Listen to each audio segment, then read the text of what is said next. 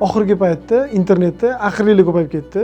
Bloger ham chiqib turib qurilish haqida gapirishni boshlagan yoki prorab chiqib turib estetikasi haqida gapirishni boshlaydi yoki masalan dizayner chiqyapti-da qurilish haqida, g'ishni qanaqa terish haqida, konstruksiya, mustahkamlik haqida gapirishi bu men uchun kulgili. Chunki u bo'yicha konstruktor bilan quruvchi gapirish kerak. Kuchli spetsialist, ham quruvchini vazifasi, u o'zini doirasidagi narsalar.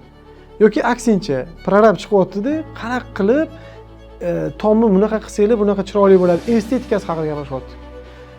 O'rtoqlar, bino inshootda funksiya, estetikasi, mustahkamligi shu 3 ta narsani 3 xil mutaxassis bajaradi. Funksiyaligi haqida arxitektor estetikasini ham, funksiyasini ham o'ylaydi, to'g'ri. Dizayner ko'pincha estetikaga ovora bo'lib yuradi.